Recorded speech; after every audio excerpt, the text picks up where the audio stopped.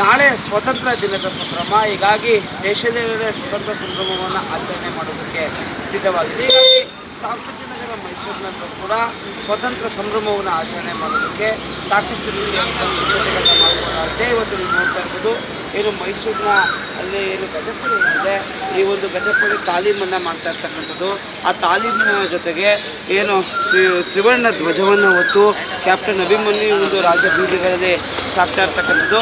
ಇದು ಸಾಕಷ್ಟು ರೀತಿಯಾಗಿ ನೋಡುಗರಿಗೆ ಒಂದು ರೀತಿಯಾದಂತಹ ಒಂದು ಸಂತೋಷದಾಯಕವಾಗಿದೆ ಅಂತಲೇ ಹೇಳ್ಬೋದು. ಭಾಳ ಪ್ರಮುಖವಾಗಿ ತ್ರಿವರ್ಣ ಧ್ವಜವನ್ನು ಹೊತ್ತು ಆನೆ ಮೇಲೆ ಆನೆ ಮೇಲೆ ಮಾವುತ ತ್ರಿವರ್ಣ ಧ್ವಜವನ್ನು ಹೊತ್ತು ಇದು ಸಾಕ್ತಾ ಇದ್ದಾರೆ. ಹಾಗೂ ಇಕ್ಕೆಲಗಳಲ್ಲೂ ಕೂಡ ಸಾರ್ವಜನಿಕರು ತ್ರಿವರ್ಣ ಧ್ವಜವನ್ನು ಏನು ಆರಿಸ್ತಾ ಇರ್ತಕ್ಕಂಥದ್ದು. ಏನು ಮೈಸೂರು ನಗರ ಪಾಲಿಕೆಯ ವತಿಯಿಂದ ಮಾಡ್ತಕ್ಕಂಥ ಈ ಕಾರ್ಯಕ್ರಮ ತಿರಂಗ ರ್ಯಾಲಿ ಅಂತಲೇ ಹೇಳ್ಬೋದು. ಸಾಮಾನ್ಯರಲ್ಲೂ ಕೂಡ ದೇಶಭಕ್ತಿಯನ್ನು ಮೂಡಿಸ್ತಕ್ಕಂಥದ್ದು, ಸಾರ್ವಜನಿಕರಲ್ಲೂ ಕೂಡ ದೇಶಭಕ್ತಿ ಅರಿವನ್ನು ಮೂಡಿಸುವಂಥ ದೃಷ್ಟಿಯಿಂದ ಈಗಾಗಲೇ ಆನೆಗಳ ಮೇಲೆ ತ್ರಿವರ್ಣ ಧ್ವಜವನ್ನು ಇಟ್ಟುಕೊಂಡು ಏನು ಒಂದು ರೀತಿಯಾಗಿ ವಿಜಯಯಾತ್ರೆಯ ಮೂಲಕ ಸಾಗ್ತಾ ಇರ್ತಕ್ಕಂಥದ್ದು. ಮೈಸೂರಿನ ಪ್ರಮುಖ ಬೀದಿಗಳಲ್ಲಿ, ರಾಜ ಬೀದಿಗಳಲ್ಲಿ ಏನು ಆನೆ ಸಾಗುವಂತಹ ಬೀದಿಗಳಲ್ಲಿ ಪಾರಂಪರಿಕ ನಗರದಲ್ಲಿ ಈ ಬಾರಿ ಸ್ವತಂತ್ರ ಸಂಭ್ರಮದ ಕೂಗನ್ನು ಅಥವಾ ಸ್ವತಂತ್ರ ಸಂಭ್ರಮದ ಜಾಗೃತಿಯನ್ನು ಮಾಡುವಂಥ ದೃಷ್ಟಿಯಿಂದ ಏನು ಈ ಒಂದು ತಿರಂಗ ರ್ಯಾಲಿಯನ್ನು ಮಾಡ್ತಾ ಇರ್ತಕ್ಕಂಥದ್ದು. ನಾವು ಸಾಕಷ್ಟು ತಿರಂಗ ರ್ಯಾಲಿಗಳನ್ನು ನೋಡಿರ್ತೇವೆ.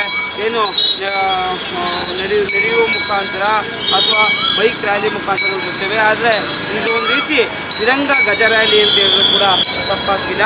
ಹೀಗಾಗಿ ಮೈಸೂರು ಮಹಾನಗರ ಪಾಲಿಕೆ ಈ ರೀತಿಯಾದಂತಹ ಒಂದು ಕಾರ್ಯಕ್ರಮವನ್ನು ಹಮ್ಮಿಕೊಂಡಿರ್ತಕ್ಕಂಥದ್ದು. ಹೀಗಾಗಿ ಈ ಬಾರಿಯ ಸ್ವತಂತ್ರ ಸಂಭ್ರಮ ಏನಿದೆ, ಈ ಒಂದು ಸ್ವತಂತ್ರ ಸಂಭ್ರಮಕ್ಕೆ ಅರ್ಥಪೂರ್ಣವಾಗಿ ಆಚರಣೆ ಮಾಡುವಂಥ ದೃಷ್ಟಿಯಿಂದ ಮೈಸೂರು ಮಹಾನಗರ ಪಾಲಿಕೆ ಈ ಒಂದು ಕಾರ್ಯಕ್ರಮವನ್ನು ಹಮ್ಮಿಕೊಂಡಿರ್ತಕ್ಕಂಥದ್ದು. ಹೀಗಾಗಿ ಈ ಬಾರಿಯ ಸ್ವತಂತ್ರ ಸಂಭ್ರಮ ಸಾಕಷ್ಟು ರೀತಿಯಾದಂತಹ ಅರ್ಥಪೂರ್ಣವಾಗಿ ಆಗ್ತಾ ಇದೆ. ಹಾಗೂ ಇದಕ್ಕೆ ಮೈಸೂರಿನ ಸಾರ್ವಜನಿಕರು, ನಗರ ಪಾಲಿಕೆ ಕೂಡ ಸಂಪೂರ್ಣವಾದಂಥ ಸಾಥನ್ನು ನೀಡ್ತಾ ಇದೆ ಅಂತ ಹೇಳ್ಬೋದು. ಕ್ಯಾಮರಾಮ್ಯಾನ್ ಶ್ರೇಯಸ್ ಮಾವೂರ್ ಜೊತೆ ಯಶಸ್, ನಿಮ್ಮ ಧ್ವನಿ ನ್ಯೂಸ್.